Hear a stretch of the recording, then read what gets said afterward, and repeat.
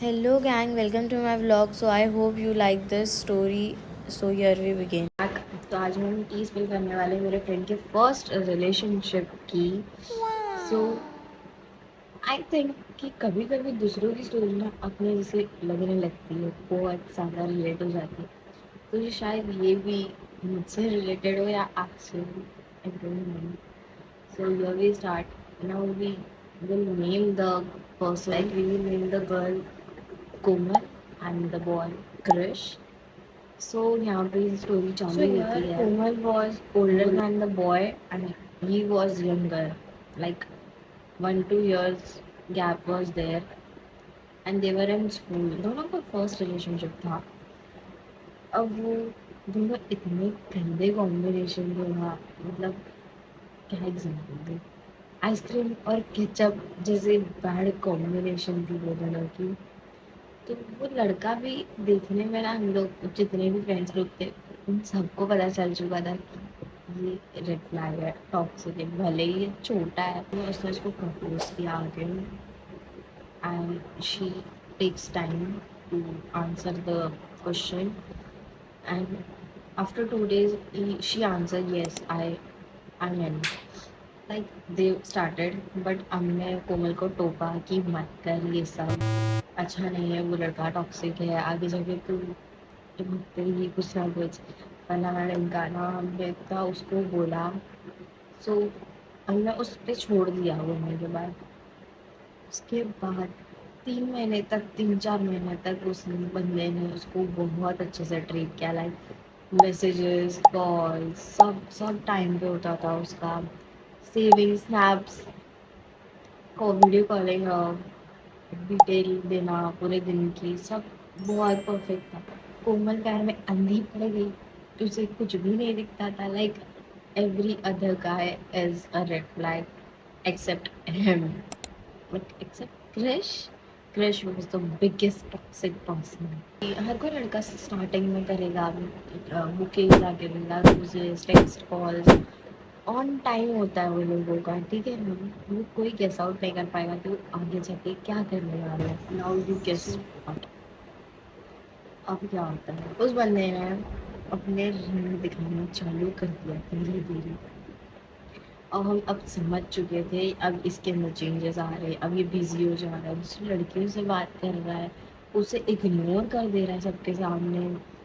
और उसे जब ये चीज़ की ना, no one aware of that. Like मतलब उसको जब भी गुस्सा आता था क्रिश को, या कोई उसे गुस्सा दिला देता था, कुछ भी कहीं से भी कुछ भी एग्रेसिव मोड में होता था वो, तो वो कोमल को कॉल करके, या कोमल के साथ होता था ना, तो उस पर गुस्सा निकाल देता था।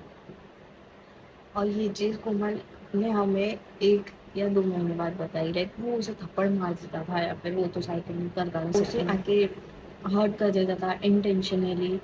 फिर क्या, फिर उसे कुछ ना कुछ डिसरिस्पेक्ट या अब्यूज़ कर देता था पब्लिकली बिना कुछ सोचे। और कोमल ये सब सह लेती थी।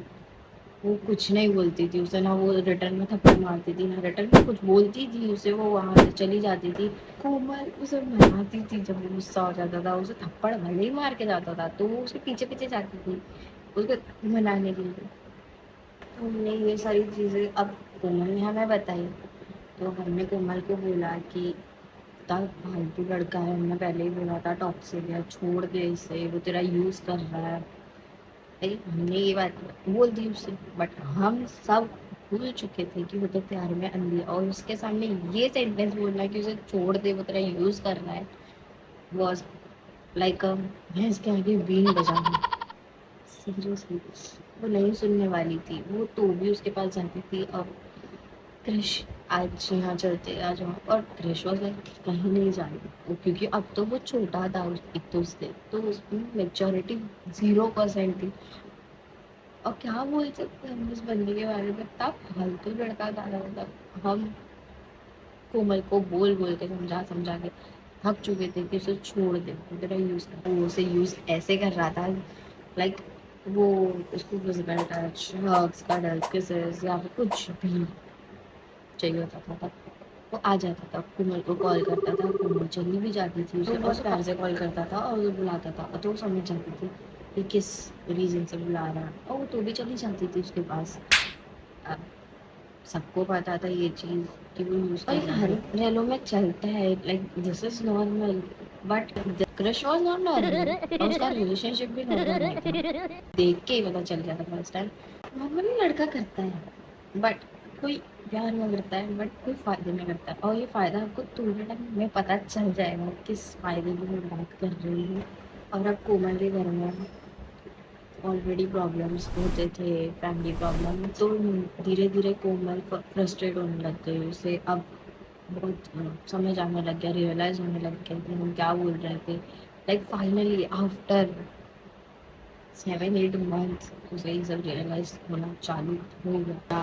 लाइक 8 मंथ्स तक उसे स्ट्रेच किया, क्योंकि उसका बर्थडे था, तो उसे चिक चिक करेगा, फिर उसका बर्थडे भी स्पॉइल हो जाएगा। उसका बर्थडे आया, she enjoyed it. After 14-15 days उसने ब्रेकअप कर दिया मुझसे, बाय फ़ोन पे मैसेज डाल दिया, I want to finish this, I am done.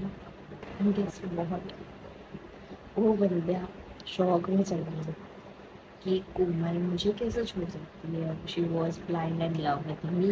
हमें तो मज़े आ रहे थे कि फाइनली यस, कोमल को कभी तो समझा कि crush was not her type. But एक टर्न आया, कोमल हम लोग को बोलती है मैं चली जाऊँ वापस उसके पास, उससे सही में मुझसे प्यार है। बोला नहीं भाई, तू रुक, वो कुछ ना कुछ करेगा।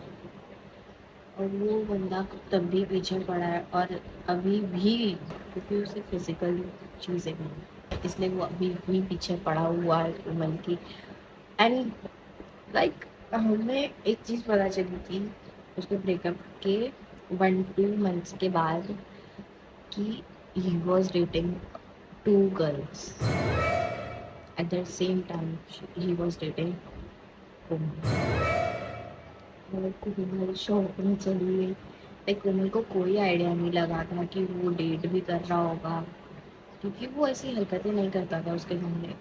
उसे एक बार शक किया था, बट वो नॉर्मल लगा उसे, क्योंकि वो लड़कियों से बात करता था तो नॉर्मल था। भाई वो अभी भी मर रहा है उससे बात करने के लिए, बट बात भी करनी है उसे एट द पॉइंट, बट उसे फिजिकली चीज़ें भी करनी है, और उसकी शक्ल पे दिखता है वो इतना छूनी चाहिए। काश मैं उसकी फ़ोटो दिखा पाती तुम लोगों को। और इसकी story like mind blowing. Thanks for watching. Bye bye, gang.